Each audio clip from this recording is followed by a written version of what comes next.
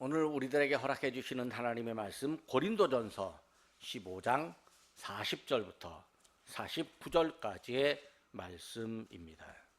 하늘에 속한 형체도 있고 땅에 속한 형체도 있으나 하늘에 속한 것의 영광이 따로 있고 땅에 속한 것의 영광이 따로 있으니 해의 영광이 다르고 달의 영광이 다르며 별의 영광도 다른데 별과 별의 영광이 다르도다. 죽은 자의 부활도 그와 같으니 썩을 것으로 심고 썩지 아니할 것으로 다시 살아나며 욕된 것으로 심고 영광스러운 것으로 다시 살아나며 악한 것으로 심고 강한 것으로 다시 살아나며 육의 몸으로 심고 신령한 몸으로 다시 살아나니 육의 몸이 있은즉 또 영의 몸도 있느니라.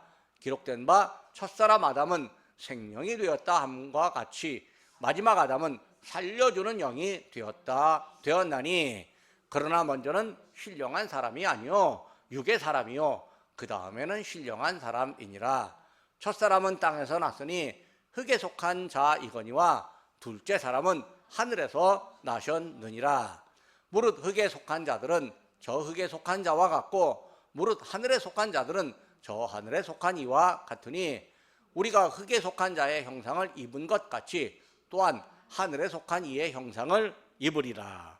아멘. 사람의 주로 하는 생각을 알고자 한다면 그가 자주 사용하는 말을 자주 사용하는 단어나 표현을 보면 됩니다. 말이 그의 생각, 그의 됨됨이를 보여주는 수단이기 때문입니다. 그래서 우리가 말을 이쁘게 잘해야 하는 게 뭐냐면 내가 말을 이쁘게 잘해야 다른 사람들에게 나를 멋있게 보이는 거죠. 근데 평소에 하는 말이 이쁘지 않으면요 다른 사람들에게 나를 아주 낮춰서 보이는 거예요. 나를 못된 사람으로 보이는 거예요. 그래서 이쁜 말, 좋은 말을 해야 그게 다른 사람들에게 나를 높이는 거죠. 예수 믿는 사람도요 그의 표현이 그의 믿음을 보여줍니다. 예수를 믿는데 맨날 부동산 얘기만 하면, 맨날 주식 얘기만 하면 이 사람이 믿음보다는 돈을 더 좋아하는구나 그렇게 생각될 수 있습니다. 또 맨날 세상에 도는 어떤 정치 얘기만 한다면 하나님 나라보다는 세상 나라에 더 많은 관심을 갖고 있다는 증거일 수 있습니다. 물론 사람이 살면서 돈이 필요하니까 뭐 주식도 부동산도 이 얘기할 수 있고 또 사람 사는 사회가 평안해야 되니까 정치 얘기도 할 수 있기는 합니다. 그러나 온통 그것만 얘기한다면 그것도 사실 좋은 게 아닙니다. 한때요 교인들 사이에서 카카오톡으로 맨날 정치 이야기만 떠돌아다녔는데 전 참 그런 거 싫어했습니다. 왜 그럴까요? 이게 예수 그리스도의 이야기를 해야 되는데 맨날 카카오톡으로 그냥 대한민국 정치 이야기만 돌려다녔는데 그게 결코 그게 좋은 게 아니에요. 믿음의 사람들은 하나님 나라 바라보는 사람이고 하나님 나라 추구하는 사람이고 하나님 영광을 추구하는 사람들입니다. 그래서 뭔가 남에게 말할 때도 하나님의 영광을 추구하는 메시지를 전달을 해야 하는 거죠. 2025년 올해 6월 이후 우리는 주일마다 영광이라는 단어를 자주 사용하고 있습니다. 우리가 영광을 생각하고 기억하고 또 표현함으로써 우리의 믿음과 생각이 하나님을 영화롭게 하고 또 하나님이 우리를 영광으로 인도하시는 은혜에 초점을 맞추고 있음을 나타냅니다. 지난주에는요 시편 85편의 말씀에서 하나님이 허락하신 영광의 땅이라고 하는 제목으로 은혜를 포로에서 돌아온 백성들이요 황폐한 땅이지만 돌아온 과정은 하나님의 은혜라고 생각합니다. 여러분 대한민국이 잘 살게 되었습니다. 해방 이후에 6.25 때 얼마나 힘들게 살았습니까? 달동네에서 학고방 짓고 살았는데 지금은요 달동네 학고방은 옛날 이렇게 살았지 하면서 영화 세트장에나 있고 또 몇 군데 남아있는 달동네 학고방은요 깨끗하게 정리해서 관광지가 되었습니다. 아이고 경주에서 뭐 에이펙이라고 세계 정상 21개 나라가 오는데 그거 보면서 야, 대한민국 이렇게 멋지게 살게 됐다, 그렇게 이야기하지 않습니까? 근데 대한민국이 이렇게 멋지게 살게 된 게 사실 믿음의 사람들은 하나님의 은혜였다, 하나님이 도와주셨다, 이렇게 고백해야 하는 거죠. 심지어 이스라엘 백성들이요 70년 동안 포로 생활을 하다가 돌아왔는데 그 돌아온 그 땅이 황폐한 땅입니다. 짐승들이 머물고 짐승들이 배설물을 흘려놓고 사는 그 땅에 고향이라고 돌아왔는데 진짜 아무것도 없고 진짜 허벌판이고 집들은 다 쓰러지고 그렇게 되어 있는데 그래도 하나님의 은혜로 돌아왔다, 그렇게 말을 합니다. 그리고 하나님의 은혜로 돌아왔는데 그 땅을 보니까 영광이 머무는 땅이다. 하나님의 영광이 이 황폐한 땅에 있다는 거죠. 그러니까 생각을 하나님의 영광이 머무는 땅으로 생각하니까 그 땅에서 진리가 솟아나고 그 땅에서 땅에 소산물이 나오게 된다, 이렇게 고백하고, 그러면서 진리가 솟아나고 땅에 소산물이 나오는 이 땅을 우리에게 허락하신 하나님, 그 하나님은 선하시고 인자하심이 영원한 분이다 라고 하나님을 찬양하고 고백합니다. 그게 지난주 내용이었습니다. 오늘은 고린도전서 말씀으로 하나님이 믿음의 사람들에게 주시는 영광 중에 부활의 때에 얻는 영광을 함께 나누려고 합니다. 사도 바울은 예수님의 부활을 믿었고 또 부활의 복음을 전했습니다. 그런 부활하신 예수님을 만났습니다. 어떻게 만나냐면 이 사람이 다메섹으로 믿는 사람들을 핍박하려고 체포하려고 갈 때 예수님이 그를 부르신 것을 들었습니다. 갑자기 우레가 나고 눈이 머는데 사오라 사오라 어찌하여 내가 나를 핍박하느냐, 주여 누굽니까? 나는 네가 핍박하는 예수다. 다른 12제자들은요 부활하신 예수님을 육신의 예수님으로 만났지만 사도 바울은 하늘 위의 음성을 듣고 부활하신 예수님을 만났습니다. 그러다 보니까 이 사도 바울이 부활이 곧 복음이요 우리에게도 부활이 있다라고 하는 사실을 믿고 부활의 예수님, 부활의 복음을 전하고 있습니다. 그런데 당시에 사람들 중에는요 부활을 안 믿는 사람도 있었습니다. 예수님을 안 믿는 사람, 교회를 거부하는 사람이 부활을 안 믿는다면 그거야 뭐 그러려니 하겠지만, 문제는 교회 출석도 하고 예수님을 믿는다고 하면서도 예수님의 부활은 안 믿는 사람도 존재하고 있었습니다. 바울은 이런 사람들에게 부활의 복음을 전해야 하는 사명을 갖고 있다고 스스로 깨닫고, 그리고 고린도 교회에 부활을 못 믿는 몇몇 신자들을 향해서 부활이 있음을, 부활을 확인해 주는 편지를 썼는데 그 편지가 오늘 고린도전서 15장에 있습니다. 사도 바울은요 고린도 교회에 예수님의 부활이 복음의 핵심이다라는 사실을 강조합니다. 그리고 고린도 교회가 부활 복음을 기반으로 세워지는 교회임을 강조합니다. 그럼에도 불구하고요 사도 바울은 힘주어서 예수님의 부활을 강조합니다. 그래서 고린도전서 15장에서 예수님의 부활을 아주 길게 말하면서 마지막에 신자들의 부활도 함께 강조합니다. 고린도전서 15장을 부활의 장이다 이렇게 말할 만합니다. 예수님의 부활에 대한 이야기를 더 많이 알고 싶으면 고린도전서 15장을 계속 읽어보면 됩니다. 짧지도 않습니다. 깁니다. 이거 다 읽으려면 한 5분, 눈으로만 읽어도 5분 이상 되는데 예수님의 부활이 그 안에 계속 강조되고 있습니다. 사실 우리는요 예수님의 부활을 익히 알고 있고 또 믿습니다.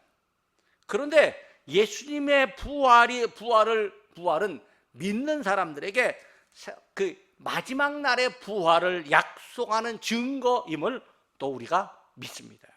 문제는 믿는 이들에게 부활이 영광의 부활이라는 사실은 아직 우리가 모를 수 있습니다. 그냥 부활한다 라고만 알고 있지만 영광의 부활이라고 하는 사실, 그걸 오늘 함께 알아보고자 합니다. 사도 바울은요, 믿는 사람들의 부활은 곧 영광의 부활이라고 강조합니다. 사실 부활이라고 하는 게 뭡니까? 이게 죽은 게 살아나는 거잖아요. 이게 끊어진 생명을 다시 얻는 거잖아요. 그렇다면 이 부활은 하나님의 손, 하나님의 영역 안에 있습니다. 그러니까 하나님이 특별하게 은혜를 주시는 그 은혜 안에 부활을 적용하고 부활을 믿을 수 있습니다. 그 일, 하나님이 특별히 주시는 은혜, 이게 뭐겠습니까? 바로 우리가 얻는 구원입니다. 하나님을 외면하고 세상으로만 가는 사람들, 하나님의 사랑을 깨달아야 되는데 은혜 안으로 은혜를 모르고 있는 그 사람들, 이런 사람들에게 하나님의 사랑을 깨닫게 하고 은혜를 알게 하는 것, 은혜 안으로 들어오게 하는 게 구원입니다. 예수님을 믿어서 구원 얻는 사람들에게 특별하게 주어지는 복이 있는데, 그 복, 하나님과 살아있는 관계가 형성됩니다. 그리고 죽음에 대해서 두려워하지 않게 됩니다. 비록 세상의 생명이 끝나고요, 죽는다 해도 부활의 소망을 갖고 죽음을 담담하게 바라보니까 하나님 안에서 즐거움을 누리며 삽니다. 얼마 전 이 동네에서 이제 동네 일을 열심히 하고 강북구에서 구의 의원도 하신 어떤 여자분이 평소에 이제 몸이 안 좋았는데 건강을 회복해서 잘 지내고 있는 중이었습니다. 근데 이분이 점심을 잘 잡수고 손자들하고 재밌게 이야기하다가 이제 나 잠잔다고 이제 자기 위해서 화장실에 들어가서 씻는 중에 갑작스럽게 몸에 이상이 생기고 세상을 떠났습니다. 이게 갑작스럽게 황망한 소식이 들리니까 아이고 낮에도 통화했는데, 아이고 어저께도 얼굴 봤는데, 뭐 동네 사람들이 다 그렇게 이야기했습니다. 그리고 이제 조문을 하러 가야 되는데, 이제 제가 조문하러 간다니까 이 동네 남자분들이 이제 제 차에 탔습니다. 이제 승차했습니다. 근데 그 중에 한 분이 어떤 분이냐면 뭐 다른 곳에서 공무원으로 정년 퇴임하신 분인데, 몇 달 전에 부인과 사별하신 분이 또 계셨습니다. 근데 이 부인과 사별하신 분이 저쪽 다른 교회에 이제 출석을 하고 계세요. 그분도 뭐 큰 교회 아니고 작은 교회 출석을 하시는데, 그동안 그러니까 차 타고 가는데 뒤에서 이제 얘기하는 거예요. 아, 여기 다 목사님도 계시고 또 뭐 그러니까 내가 우리 부인 죽기 전에는 죽는 게 두려웠었다, 이렇게 얘기하는 거예요.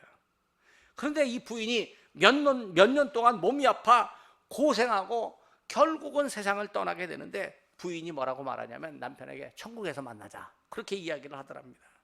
또 교회에서 정성스럽게 장례를 치러주고 믿음을 강조하는 그 말에 이분이 은혜를 받았습니다.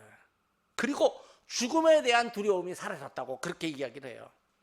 부인은 천국 갔고 전라도 사투리로 나는 제대로 구원받아 버렸다고 그렇게 이야기를 합니다.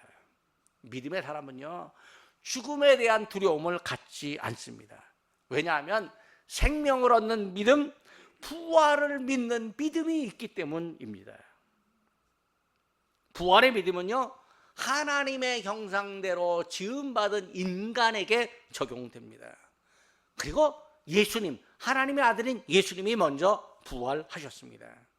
예수님은 하나님의 독생자이십니다. 하나님의 아들이기 때문에 이분은 생명을 주는 분입니다. 우리들에게 생명을 주시는 분입니다. 그래서 죽음이 예수님을 이길 수 없습니다. 반대로 예수님께서 죽음, 사망을 이기셨습니다. 예수님이 부활하심으로 죽음을 이기셨습니다. 또 하나님의 형상을 따라 지음받은 우리 사람들이 죽음을 이길 수 있습니다. 사람은 죄의 결과로 죽음을 당해야 합니다. 죄의 싹은 사망이요, 그렇게 말을 합니다. 그러나 하나님은 하나님의 형상을 따라 지음받은 사람들에게 생명을 주고 싶어 하십니다. 그래서 예수님을 보내셔서 생명 얻는 믿음을 우리에게 주셨습니다. 예수님을 믿는 사람은요, 생명을 얻습니다. 생명을 얻는 믿음이 곧 하나님께서 믿는 사람들에게 주시는 영광입니다. 그러니까 우리가 생명을 얻는 믿음을 가졌다. 하나님이 우리에게 영광을 허락하신다는 거죠. 사실 영광이라고 하면요, 눈에 보이게 화려하고 멋지고 그것만 보면 기쁘고 거기 있으면 진짜 구름 위에 붕 뜬 것처럼 뭐 환상적인 것 이런 걸 영광이라고 생각할 수 있습니다. 그런데 오늘 본문을 보면요, 이 영광에 대한 생각을 보다 확장할 수 있게 됩니다. 하나님께서 믿음의 사람들에게 주시는 영광이 사람의 생각보다 훨씬 더 높고 깊고 넓은 차원을 갖고 있음을 오늘 성경이 보여줍니다. 첫째로 하나님은요, 세상 모든 존재에게 각각의 영광을 허락해 주셨습니다. 본문 40절 말씀입니다. 하늘에 속한 형체도 있고 땅에 속한 형체도 있으나 하늘에 속한 것의 영광이 따로 있고 땅에 속한 것의 영광이 따로 있으니. 그러니까 하나님께서 세상을 창조하셨고 피조물들이 존재하게 하셨습니다. 하나님이 피조물들을 보시기에 좋았습니다. 모든 피조물들이 하나님께 영광을 돌리고 있다는 이야기입니다. 그런데 하나님께서 이 존재하는 모든 피조물들에게 각각의 영광을 부여하셨습니다. 세상에 존재하는 형체들 중에서 하늘에 속한 형체가 있는가 하면 땅에 속한 형체도 있습니다. 하늘에 속한 형체에게는 그에 걸맞는 영광이 있고 땅에 속한 형체에게도 그에 걸맞는 영광이 있다고 본문은 이야기합니다. 즉 세상에 존재하는 모든 피조물들의 영광이 있습니다. 하나님이 창조하신 이 세상의 모든 피조물들이요, 그 존재하는 것들 중에 하찮은 것, 쓸모없는 것들이 하나도 존재하지 않습니다. 단 하나도 없습니다. 사람들이 생각하기에는 하찮은 것이고요, 쓸모없는 것일 뿐이지만 어떤 피조물들이든지 각각의 존재하는 의미들을 갖고 있습니다. 갖고 있는 그 의미들이 그 형체들이 가진 영광입니다. 사람은요, 어떤 형체가 가진 의미를 알거나 형체에게 새로운 의미를 부여할 수 있습니다. 그러면 그 의미를 부여하고 이 형체는 이런 영광을 가졌구나 라고 깨닫게 됩니다. 들판에 나가면 잡초가 보입니다. 이 잡초라는 게요, 사람이 농사 짓는데 도움이 안 됩니다. 잡초는요, 곡식이 자랄 때 함께 자랍니다. 그래서 곡식의 생장을 회방을 합니다. 왜 벼는 빨리빨리 안 자라고 잡초는 그렇게 빨리빨리 크는지 모릅니다. 제가 어렸을 때는요, 피 뽑는 날이 있었습니다. 이게 논에 이제 피가 자라니까 이 피를 뽑느라고 학교에 1시간, 2시간 빼고 논에 가서 피 뽑는 시간이 있었습니다. 사람이 피 이런 걸 잡초라고 생각하고 잡초를 제거하려고 합니다. 그런데 어떤 경우는요, 잡초도 필요합니다. 잡초가 자라면서요, 토양에 양분을 제공하거나 땅 속에 벌레들이 모일 자리를 만들어낼 수가 있습니다. 잡초가 있기 때문에 땅이 살아나도록 만드는 거죠. 사막에 가면요, 잡초조차도 없어요. 그 얘기 뭐냐면 땅이 죽었다는 거예요. 물이 없다는 거예요. 근데 그 사막에도요, 물이 조금이라도 흐르면 그 근처에 잡초라도 자라게 됩니다. 잡초가 있는 바위 틈에요, 벌레가 모이고 그 벌레가 있는 곳에 새가 날아듭니다. 즉 잡초가 있으면요, 그 잡초 하나도 생태계에서 일종의 역할을 갖고 있습니다. 그렇다면 잡초도요, 나름대로 의미가 있고 영광을 갖고 있습니다. 우리가 저거 잡초라고 얘기하면 잡초가 듣기 기분 나쁠 겁니다. 왜냐하면요, 잡초도 자기 이름이 있어요. 자기 이름이 있는데 내 이름이 있는데 이름을 안 불러주고 잡초라고 불러주니까 잡초가 귀가 있으면 듣고 기분 나빠할 겁니다. 내 이름 불러달라고 그렇게 말할 겁니다. 어떤 선교사님이 우리나라 교회가 부흥할 때 부흥의 동기 중에 하나가 뭐냐면 교회에서 사람의 이름을 불러줬답니다. 여자분들이 집에 가면 이름이 없을 때가 있대요. 그래갖고 누구 엄마, 누구 부인, 그래서 이름은 안 불리고 맨날 뭘로 불리냐면 누구와 관계성을 가진 누구 엄마로만 불리고 뭐 저기 강릉에서 왔으면 강릉댁 뭐 이렇게 불려지는 거죠. 서산에서 왔으면 서산댁이 되는 거죠. 근데 교회에 오니까요 이름을 불러주는 거예요. 비로소 자기를 찾은 거예요. 거기다 이름 뒤에 집사님 뭐 이렇게 불러주니까요 자기 이름에 명예까지 생긴 거예요. 그래서 자기의 이 가치를 깨닫게 됐다는 거예요. 그래서 교회 와서 자기의 가치를 깨닫게 되니까 이 마음이 신나는 거예요. 하나님이 나를 인정해 주시고 예수님이 나에게 생명 주셨다는 게 얼마나 고마운지 모릅니다. 그러다 보니까 믿음 생활 더 잘할 수밖에 없고 그래서 교회가 부흥됐다 뭐 이렇게 말씀하시는 분이 있는데 나름대로 일리가 있기도 합니다. 세상의 잡초에게도요 의미가 있고 영광이 있다면 하나님의 형상을 따라 지음받은 사람이야 어떤 의미가 있겠습니까? 교만한 사람은요 자기보다 조금 못하면 무시합니다. 힘이 약하다고 무시하고 돈 없다고 무시하고 피부 색깔 다르다고 무시하고 공부 조금 못한다고 무시하는 경향이 큽니다. 사람이 자기에게 의미를 두고 있지만 하나님의 뜻을 따라 지음받은 모든 사람들에게도 의미를 부여해야 하는데 그렇게 하지 않습니다. 게다가 자기 자녀들, 부모들, 형제들에게까지라도 의미를 부여하지 못하고 무시하는 사람들이 있습니다. 사람이요 듣는 거에 의해서 생각이 고정될 수가 있습니다. 그래서 남으로부터 무시를 당하잖아요. 그러면 자기 스스로 자기 의미를 깎아내릴 수도 있습니다. 하나님의 귀한 존재라고 여기는 믿음의 사람이요 자기 스스로를 깎아내리기도 합니다. 믿음의 사람은요 하나님이 사랑하는 귀한 존재들입니다. 하나님께서 영광스럽게 세우는 하나님의 백성이고 자녀들입니다.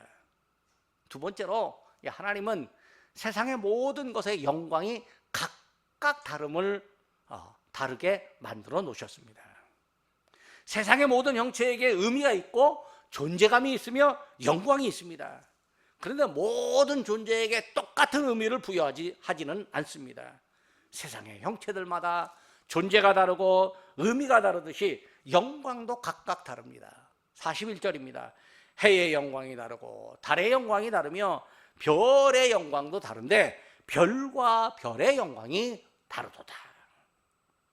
세상 모든 형체에게 의미와 존재감과 영광이 있지만 그게 모두 다 똑같지는 않다 그런 이야기입니다.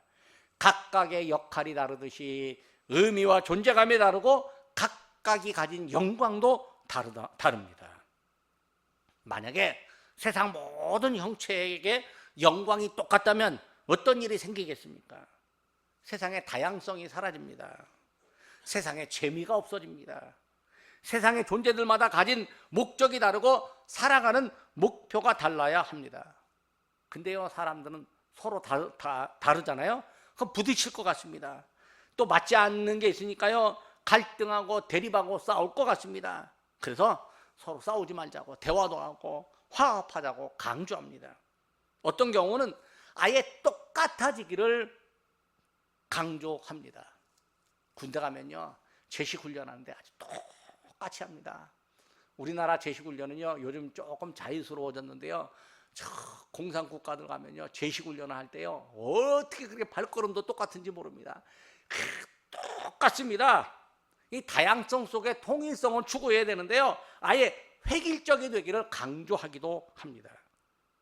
각각의 영광이 다른데요 어느 한쪽이 가진 영광을 다른 쪽에 맞춰라 그렇게 얘기하기도 합니다. 이게 사회에 적용되면요 압제를 하게 되고 정치에 적용되면 독재가 되는 거예요. 이 자연도요 자연을 보존할 때 생물 다양성이라고 하는 말을 씁니다. 그러니까 어떤 늪지, 습지가 있으면요 거기에 다양한 곤충들, 새들, 그 안에 뭐 벌레들, 또 풀들 아주 다양하게 있어야 그 다양성이 있고 그 다양성이 있는 그 늪지, 습지가 건강하다 그렇게 이야기를 하는 거죠. 그러니까요 다양성이 있는 사회가 건강한 사회라는 거죠. 근데 다양성이 서로 협력할 때 건강한데 다양성이 서로 협력하지 않고요 맨날 서로 투닥대고 싸우면 그건 건강하지 못하다고 이야기하는 거죠. 사람들은요 나와 다른 것을 틀리다고 얘기하는 경우가 있습니다.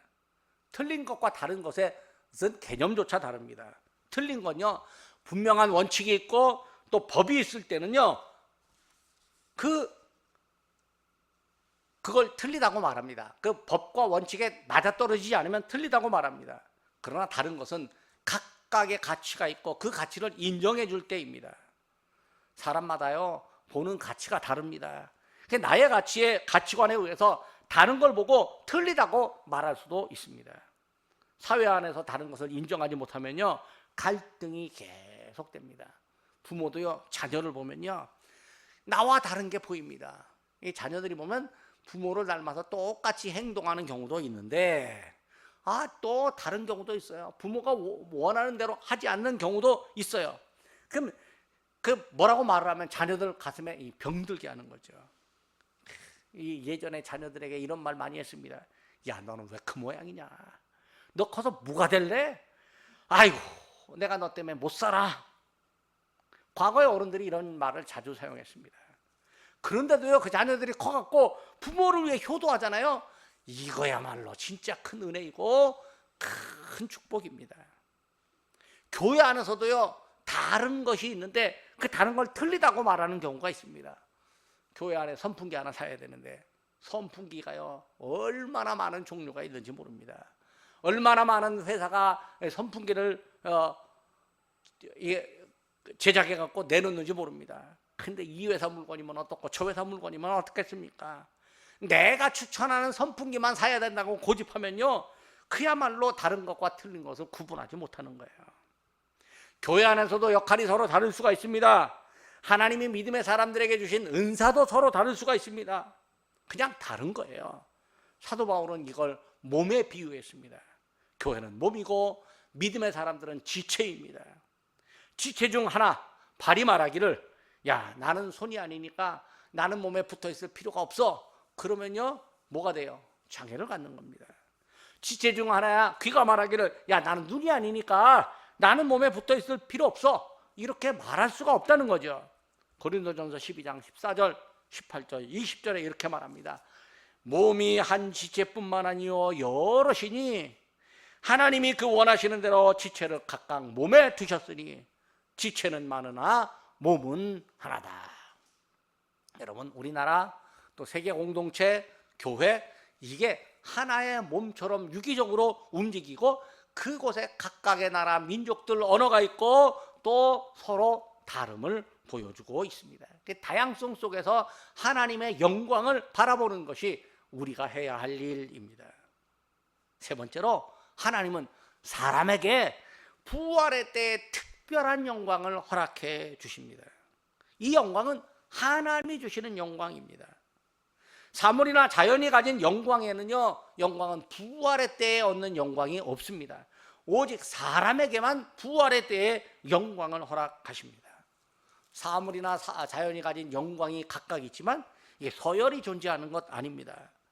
그러나 사람이 얻는 영광은요, 하나님께서 존귀하게 여겨주시는 영광입니다. 하나님이 우리를 존귀하게 여기시고 존귀하게 여기시기에 영광을 허락하십니다. 사람이 가진 영광은요, 단순히 자기 역할을 하는 정도가 아니라 존귀하신 하나님이 존귀한 하나님의 오른편에 앉게 하시는 은혜입니다. 사람은요, 하나님의 형상을 따라 지음을 받았으니까 본래부터 하나님의 영광에 참여하는 존재들이었습니다. 그런데 사람이 하나님의 말씀에 불순종하고 죄를 지었습니다. 하나님의 영광에서 벗어났습니다. 로마서 3장 23절입니다. 모든 사람이 죄를 범하였음에 하나님의 영광에 이르지 못하더니. 사람이요, 하나님의 영광에 이르지 못한다? 본질상 진노의 자녀로 남는 거예요. 그런데 하나님께서 진노의 자녀를 생명의 자녀로 바꾸시려고 하는 계획을 가졌습니다. 예수님의 은혜로 의롭게 되는 선물을 주시려고 하나님이 계획하셨습니다. 진노의 자녀는요, 영원한 죽음에 처합니다. 하나님은 영원한 죽음으로 가는 사람에게 생명의 은혜와 부활의 소망을 주십니다. 그래서 42절의 말씀입니다. 죽은 자의 부활도 그와 같으니 썩을 것으로 심고 썩지 아니할 것으로 다시 살아나며. 죄를 따라가는 사람을 내버려 두면 그냥 그렇게 흘러가고 하나님과의 관계가 멀어집니다. 하지만 하나님께서 사람을 사랑하심으로 반전을 만들어내셨습니다. 반전의 내용이 43절과 44절에 있습니다. 욕된 것으로 심고 영광스러운 것으로 다시 살아나며 약한 것으로 심고 강한 것으로 다시 살아나며 육의 몸으로 심고 신령한 몸으로 다시 살아나니 육의 몸이 있은즉 또 영의 몸도 있느니라. 믿음의 사람들, 우리가 육의 몸으로 태어났지만 영의 몸으로 변화시키고 영광의 부활로 변화시키는 은혜를 우리에게 하나님이 허락하시는 거죠. 그 반전이 곧 부활의 때에 생명을 얻는 일입니다. 하나님께서 반전의 구원, 생명의 영광을 허락해 주시려고 두 번째 아담을 보내주셨습니다. 45절 말씀입니다. 기록된 바 첫사람 아담은 생명이 되었다 함과 같이 마지막 아담은 살려주는 영이 되었나니. 첫사람 아담은요, 하나님께서 그 코에 생기를 불어넣어서 생명이 되었는데, 두 번째 아담, 마지막 아담은요, 생명이 아니라 아예 우리를 생명으로 만들어주는, 살아있는 영으로 만들어주는, 생명 주는 분이 되었다는 거죠. 그리고 47절에 이렇게 말합니다. 두 번째 아담은 예수님을 상징하는데, 첫사람은 땅에서 났으니 흙에 속한 자이거니와 둘째 사람은 하늘에서 나셨느니라. 예수님은 육의 사람인 우리들 죄인에게 은혜를 주십니다. 49절입니다. 그러나 먼저는 신령한 사람이 아니요 육의 사람이요 그 다음에는 신령한 사람이니라. 우리에게 육의 사람이지만 신령한 사람으로 우리에게 복을 허락해 주십니다. 세상의 사람들은요, 좋아하는 것에 우선순위를 두는데 하나님은 구원하는 일에 우선순위를 두고 육에 속한 사람을 먼저 찾아가고 육에 속한 사람에게 하나님의 영광에 참여하는 은혜를 허락해 주십니다. 그 은혜가 하나님의 우선순위입니다. 하나님이 육에 속한 사람에게 생명의 부활, 영광의 부활을 알려주고 참여시키는 은혜를 허락해 주셨습니다. 사도 바울은 부활의 때에, 믿음의 사람들에게 부활의 때에 영광을 얻는 사람의 소속감을 정확히 알려줍니다. 48절입니다. 무릇 흙에 속한 자들은 저 흙에 속한 자와 같고 무릇 하늘에 속한 자들은 저 하늘에 속한 이와 같으니. 그러니까 우리가 하늘에 속했다, 저 하늘에 계신 하나님께 속한 사람이 되는 거죠. 믿음의 사람은 부활의 영광에 참여하기 전에 땅에 속한 사람으로 살아갑니다. 이 땅에 태어나서 땅에 삽니다. 그러나 믿음의 사람이 땅에 발을 딛고 살고 있지만 믿음의 사람은 땅에만 속하지 않습니다. 하늘을 바라보고 하늘의 영광을 사모합니다. 49절입니다. 우리가 흙에 속한 자의 형상을 입은 것 같이 또한 하늘에 속한 이의 형상을 입으리라. 흙에 속한 사람이 뭡니까? 죽어서 흙으로 돌아갈 수밖에 없는 육체를 가진 사람이라는 의미입니다. 반면에 하늘에 속한 이의 형상이란 하나님이 영광을 허락하시는 하나님의 백성, 그리고요 하나님의 자녀를 의미합니다. 이 모든 일이 부활의 때에 영광으로 나타난다고 사도 바울이 말하고 우리는 그 말을 믿습니다. 부활의 때에 영광이 우리에게 나타납니다. 말씀을 맺습니다. 믿음의 사람은 하나님으로부터 영광을 얻는 존재들입니다. 영광을 얻기 전에 사람은 흙의 사람, 진노의 자녀, 하나님의 영광에 이르지 못할 죄인들이었습니다. 그런데 하나님께서 죄인들을 위한 반전의 계획을 세우셨습니다. 새로운 아담 예수 그리스도를 세상에 보내시는 일이었습니다. 예수님이 세상에 오셔서 세상 모든 존재가 귀하고 평등함을 알려주셨습니다. 믿음의 사람들에게 자연과 만물을 존중하고 또 하나님의 형상을 따라 지음받은 사람을 존중하는 지혜를 주셨습니다. 하나님은 구원받은 사람, 부활의 때에 영광을 얻는 사람이 땅에 사는 지혜를 우리 하나님께서 주셨습니다. 하나님이 믿음의 사람을 하늘에 속한 사람이라는 새로운 존재감을 갖게 하셨습니다. 믿음의 사람은요, 하나님이 주시는 은혜와 영광을 점점 더 깊이 알아갑니다. 우리가 바로 그 은혜와 영광을 얻은 사람들, 깊이 알아가는 사람들입니다. 하나님이 사람을 사랑하시고 또 우리를 사랑하십니다. 우리는 부활의 때에 영광을 얻는 사람들입니다. 기도하겠습니다. 영광의 다양한 차원을 알게 하신 하나님 아버지, 세상의 사람들은 부활의 복음을 믿지 않지만 저희는 예수님의 부활과 저희를 향하신 부활의 약속을 믿습니다. 사망 권세를 이기신 예수님이 저희에게도 사망 권세를 이기게 하시고 부활하심으로 영광을 얻으신 예수님이 저희에게도 부활의 영광을 허락하시는 은혜를 저희가 믿습니다. 저희가 행하는 일이 썩어질 것인데 하나님은 소생하는 은혜로 저희를 바꾸시고 육의 달콤함을 얻기 위해서 행하는 저희에게 영적인 생명의 은혜로 바꾸시는 복을 주시니 감사드립니다. 저희가 하나님으로부터 받은 은혜를 기억하고 자랑하며 살아가게 하옵소서. 세상 모든 만물에 하나님의 영광이 스며들게 하신 하나님 아버지, 저희가 살아가면서 자기만 알거나 자기 욕심만 차리지 않아야 하며 하나님께서 원하시는 마음과 생각을 갖고 세상의 자연과 사람을 대해야 하는 줄 깨닫습니다. 자기 생각만 고집하고 자기와 생각이 다르면 틀렸다고 무시하고 적으로 생각하며 갈등하고 대립하는 세상입니다. 믿음의 사람이고 하나님의 자녀들인 저희들은 세상 모든 만물에 하나님의 영광이 스며들어 있음을 알고 자연과 사람을 존중하게 하옵소서. 예수님이 재림하실 때 특별한 부활이 있고 부활의 때에 얻는 영광이 저희들에게 허락됨을 믿사오니 부활의 영광에 합당한 믿음의 사람으로 사는 저희로 삼아 주옵소서. 예수님의 이름으로 기도드립니다. 아멘.